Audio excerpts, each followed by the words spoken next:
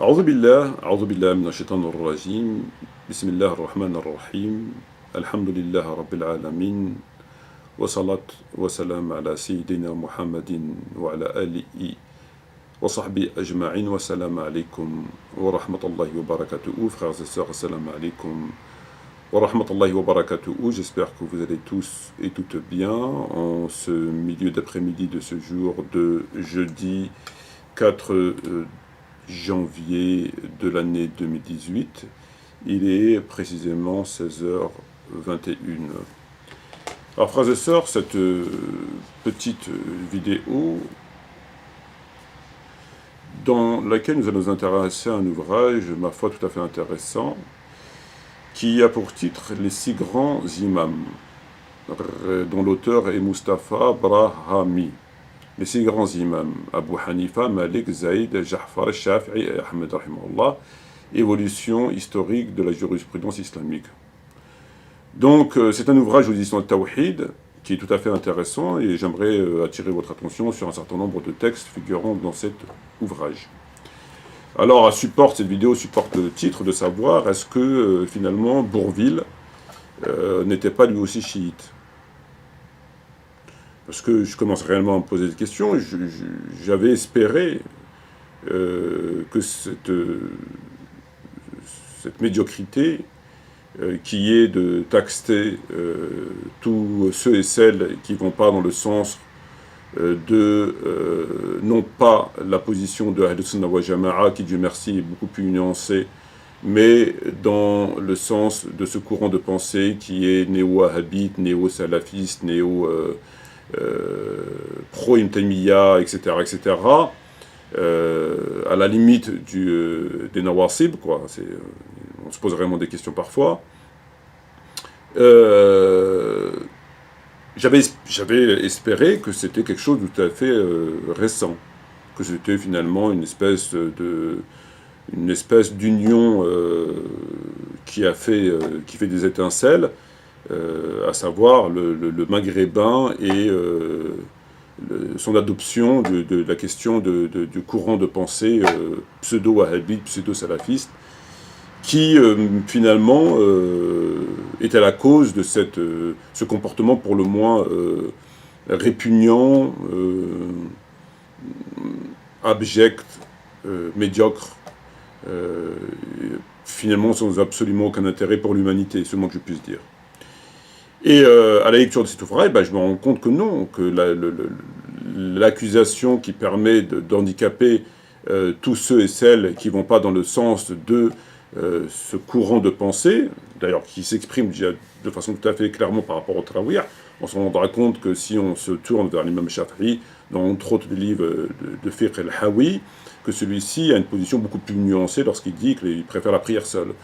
L'imam Malik, rahimahullah, dans son livre Al-Mudawana, explique la même chose, et d'autres savants faisaient la prière chez eux. L'imam Tahawi, rahimahullah, qui est un hanafite, dans son livre Kitab al-Athar, rapportant sans absolument aucune ambiguïté les opposants à cette pratique, qui de toute évidence est une innovation blâmable, conclut son ouvrage par Dhalika Sawab. Et on se rend compte que le courant qui s'accroche à la question de cette vision des compagnons et de tout ce qui est en rapport avec cette question, est le courant présenté comme celui des Hanbalites, néo-wahhabites, saoudiens, blablabla, etc., etc., et qui sont le plus souvent les mêmes qui, sur les réseaux sociaux, ma foi, pour le coup, rendent... ça sent pas très bon, quoi. Lorsqu'on on les croise, je veux dire, ça sent pas la rose. C'est souvent, pour ne pas dire toujours, des grossièretés, des insultes, de la calomnie, etc., etc., parce que vous avez franchi la ligne rouge qui est présentée comme étant celle de Ahl Sunnah wal Jama'a, qui n'en est absolument, Dieu merci, rien. Ce sont les mêmes. Alors, on se rend compte qu'il y a un parallèle avec le peuple, avec les juifs, en fait. Les sionistes, aujourd'hui, pour handicaper, pour diaboliser un intellectuel, entre autres, ils le taxent immédiatement d'antisémite. Lorsqu'il vient tenir des propos qui dérangent, qui sont ma foi véridiques, en tout cas qui nécessitent une réponse, ne pouvant lui apporter la contradiction. Le taxe d'antisémite, on l'a vu, ça s'est illustré véritablement avec l'affaire Dieudonné. Et donc ça permet évidemment de le diaboliser, de le mettre en marge de la société, en tout cas des médias, et de l'handicaper. On se rend compte que ce courant fonctionne de la même manière que leurs cousins les juifs. C'est-à-dire que lorsque vous tenez des propos qui ne vont pas dans le sens, non pas d'Asna wa Jama'a, qui est beaucoup plus nuancé et varié, agissent de la même façon, sauf qu'eux, ils ne disent pas que vous êtes antisémite, ils disent que vous êtes chiite. Tout simplement. Ça leur permet de vous handicaper, de vous diaboliser. Ils ont le même fonctionnement, en fait. Alors que, bien évidemment, ça ne répond toujours pas aux questions. Une question qui dit question dit réponse. Et lorsque j'ai relu cet ouvrage, je me suis rendu compte que c'était, effectivement, la question se pose, est-ce que Bourvil n'était pas chiite? À la page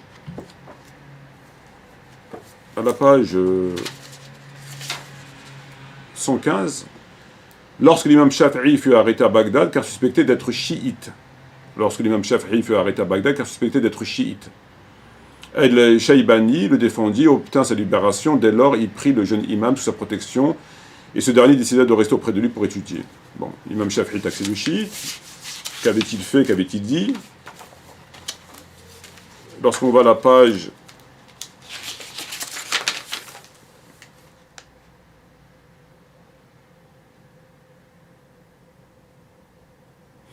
188, si l'imam Shafi'i n'a pas eu de relation directe étant né après leur mort avec ces deux grands imams, Al-Baqir et Al-Ja'far, il affirma néanmoins publiquement son appui à la famille Alid face aux vexations et aux injustices dont ils avaient été victimes. Cela lui valut d'être emprisonné pour cause de chiisme et d'être amené au Yémen, où il était jugé. Où il était juge, pardon. Bon. À la page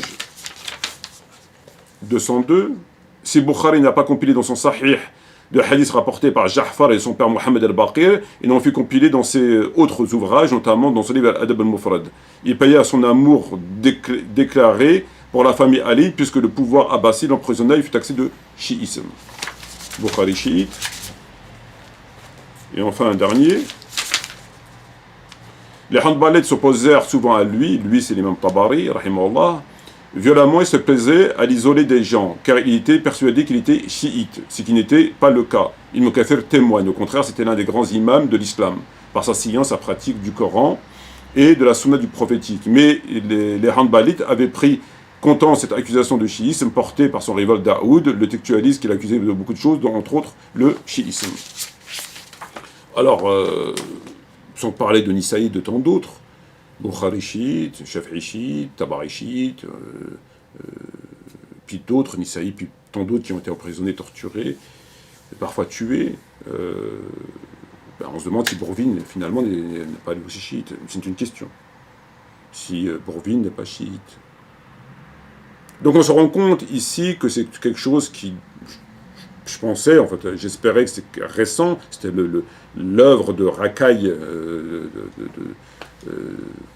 que l'on peut croiser assez régulièrement sur les réseaux sociaux, entre autres surtout, mais en fait, non, c'est très ancien, c'est quelque chose de très...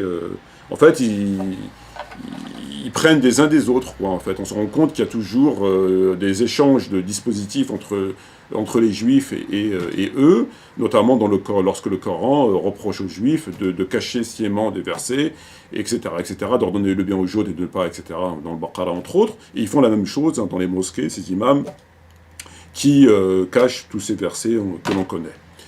Bon, finalement, rien de bien nouveau sous le soleil. Alors, on va aller quand même commenter cet ouvrage qui est tout à fait intéressant. On va se rendre à la page 33. Note de bas de page 33, note de bas de page 19 de la page 33, il dit, l'auteur, si Ali ibn Abi Talib n'avait pas fait allégeance à Abu Bakr les premiers jours, il le fera quelques jours plus tard. Donc ici, il nous explique qu'Ali n'a pas fait allégeance à Abu Bakr quelques jours, mais il fera quelques jours plus tard. Il n'avait pas fait allégeance à Abu Bakr les premiers jours, il le fera quelques jours plus tard. Or, nous savons tous qu'il a fait l'allégeance 6 mois après. Et 6 mois après, c'est pas quelques jours. 6 mois après, ça représente environ 180 jours. si on compte environ à 30 jours, ou peu importe. Donc là, il y a quelque chose évidemment qui n'est pas conforme à la vérité. On va se rendre à un autre passage.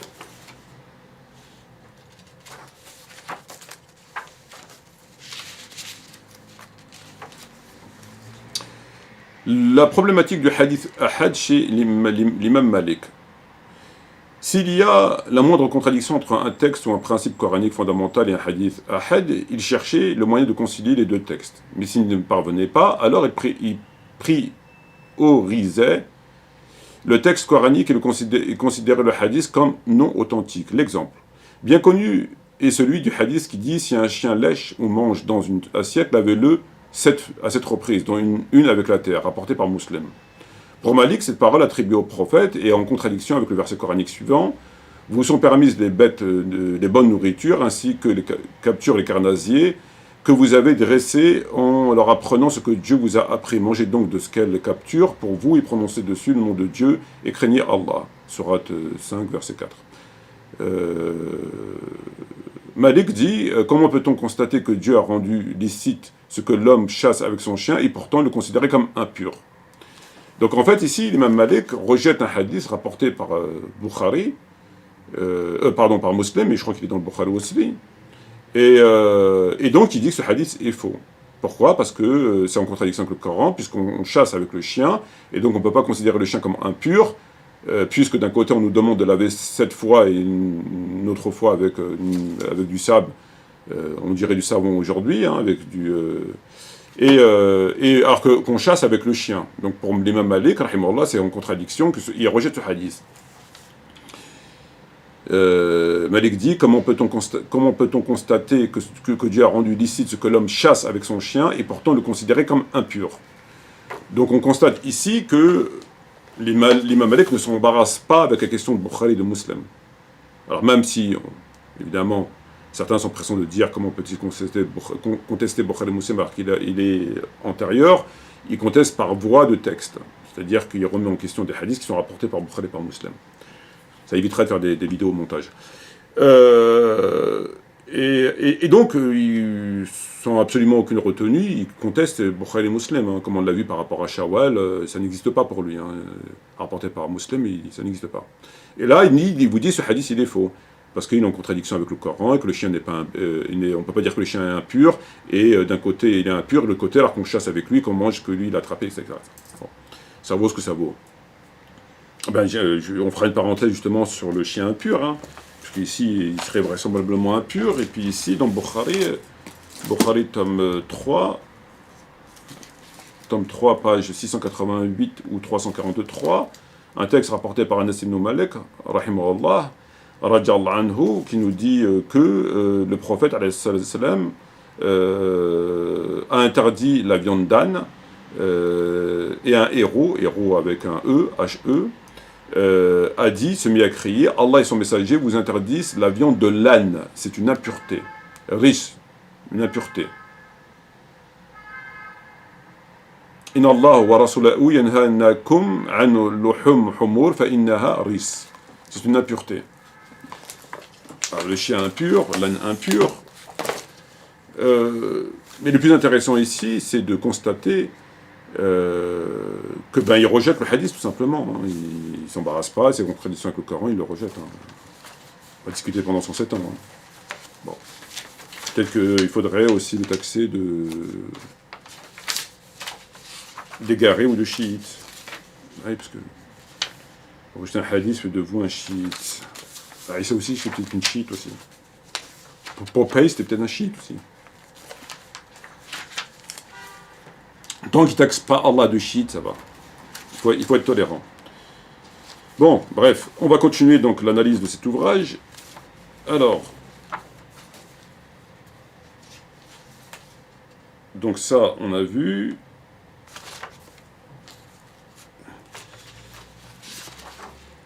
Ça, on a vu. Ça, on a vu.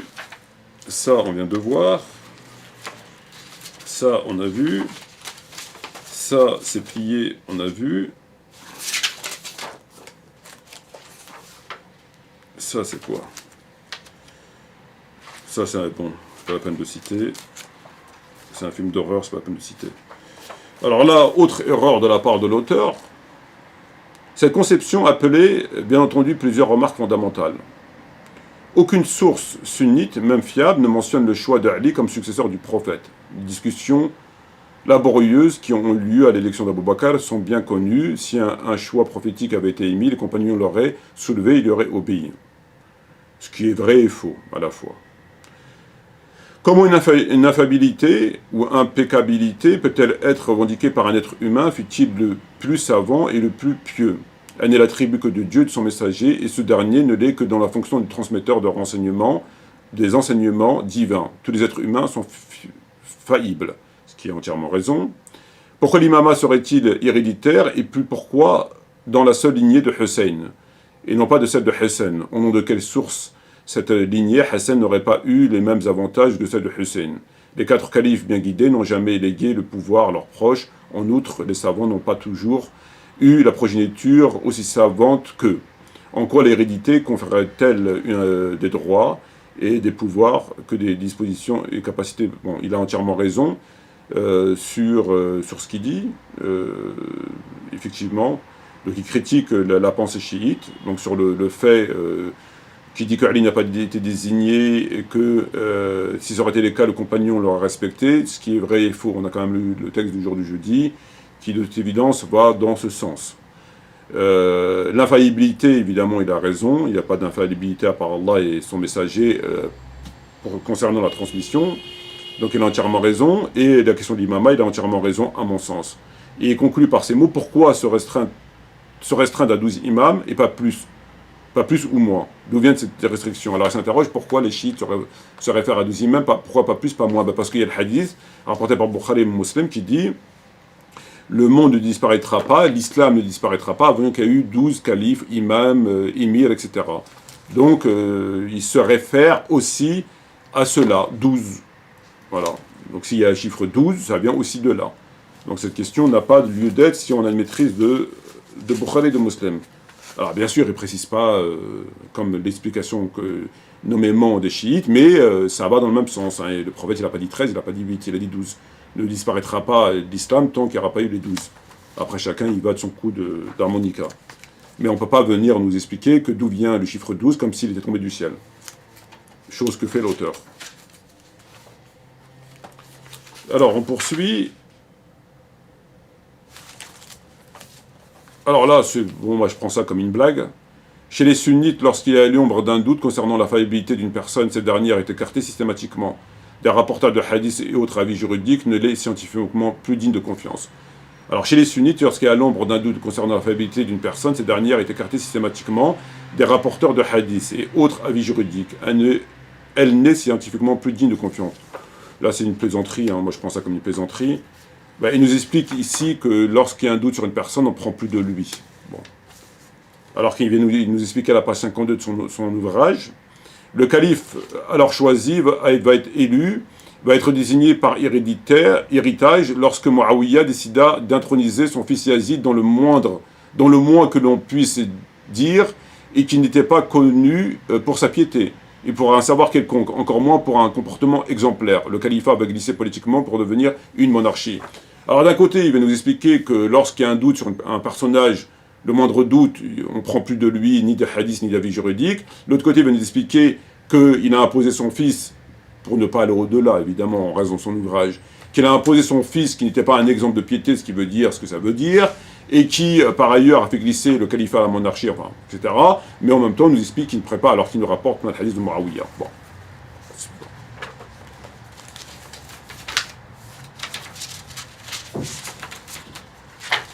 Il faut prendre ça avec beaucoup de recul. Qu'a-t-on donc? Alors, ici c'est OK. Ici c'est bon.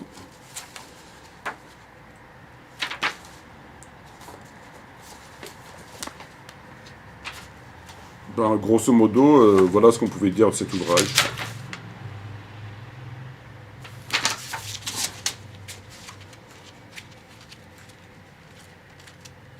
Quoique j'avais enlevé des pages et c'est vrai que la page 300, je passe de la page 314 à la page 317. Donc j'ai arraché 2 pages de cet ouvrage, parce qu'à mon avis, c'était pour prendre des références. Mais bon, le but, c'est pas de faire une critique in extenso, hein. C'est simplement d'attirer l'attention des gens sur ce qu'on peut trouver dans des ouvrages.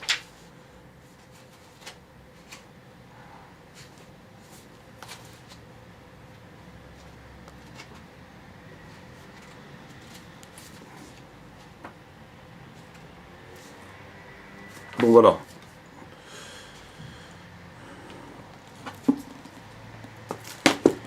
Bukhari, Anas ibn Malik, nous arrivâmes à Khaybar le matin de très bonnes heures et les habitants sortaient avec leurs pioches. Quant à la vue du prophète Mohammed, ils dirent par Allah, c'est Mohammed et son armée. Et le prophète dit, Allah est grand, Khaybar est détruite. Quand nous nous abattons l'air d'une peuplade, mauvais matin sera pour ceux qui auraient été donnés l'alarme. Et nous pûmes avoir de la viande d'âne. Mais un héros du prophète se mit à crier, Allah et son messager vous interdisent la viande de l'âne, c'est une impureté. Voilà ce qu'on a pu dire sur cet ouvrage. On va se retrouver pour des vidéos extrêmement intéressantes, Inch'Allah, qu'on va essayer de faire avec les conditions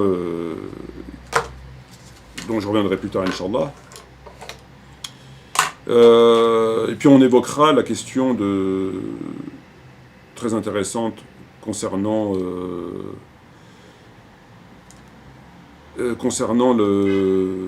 enfin, on y reviendra, Inch'Allah, plus tard.